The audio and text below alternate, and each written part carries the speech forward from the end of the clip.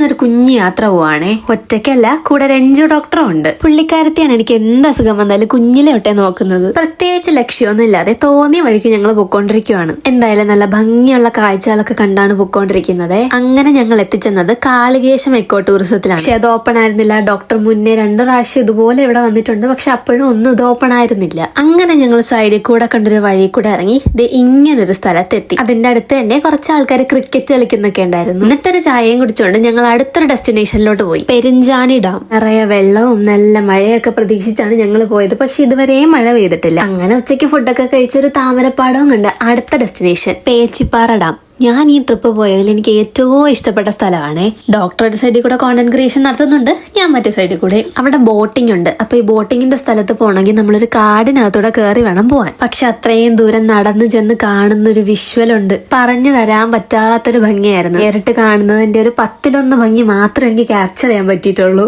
സത്യം പറയാലോ, എന്റെ വീട്ടിൽ നിന്ന് ഇത്ര കിലോമീറ്റർ മാത്രം പോയി കഴിഞ്ഞ് ഇങ്ങനെ ഒരു സ്ഥലത്തെത്തുന്ന ഞാൻ പ്രതീക്ഷിച്ചില്ല. ശരിക്കും എനിക്ക് ഈ നേച്ചർ പരമായ കാര്യങ്ങളൊക്കെ കാണാൻ ഭയങ്കര ഇഷ്ടമാണ്. അപ്പൊ ഇത് എനിക്ക് ഭയങ്കര ഇഷ്ടപ്പെട്ടു. പോയതിലെ ഏറ്റവും കൂടുതൽ ടൈം ഞങ്ങൾ സ്പെൻഡ് ചെയ്തതും അവിടെ തന്നെയായിരുന്നേ. കണ്ടാലും മതി വരാത്ത സ്ഥലമായിരുന്നു. തിരിച്ചു വരാൻ അത്യാവശ്യം നല്ല മടിയുണ്ടായിരുന്നു. അത് കഴിഞ്ഞ് നമ്മൾ അടുത്ത് പോയത് ഒരു അമ്പലത്തിലായിരുന്നു. And that was our final destination. Comedy എന്തെന്നാൽ ആ അമ്പലത്തിൽ എത്താൻ വേണ്ടി ഒരേ വഴി കൂടെ ഞങ്ങൾ 3 പ്രാവശ്യം അങ്ങോട്ടും ഇങ്ങോട്ടും പോയി. അവസാനം നട തുറക്കുന്നതിന് മുന്നേ ഞങ്ങൾ അവിടെ എത്തി. ശരിക്കും ഭയങ്കര ഭംഗിയായിരുന്നു. നല്ലൊരു വെള്ളച്ചാട്ടം. അവിടെ നിന്ന് നോക്കുമ്പോൾ കാണുന്നത് ഒരു അമ്പലം, അതിന്റെ പുറകെ സൂര്യൻ. നല്ലൊരു സൺസെറ്റ് കണ്ടു. പക്ഷെ ഫുൾ ആയിട്ട് കാണാൻ പറ്റില്ല. അതിനു മുമ്പേ ഞങ്ങൾ തിരിച്ചു. രാത്രി ഒരു 8-8:15 ആയപ്പോൾ എന്നെ തിരിച്ച് വീട്ടിലെത്തിച്ചിട്ടുണ്ട്.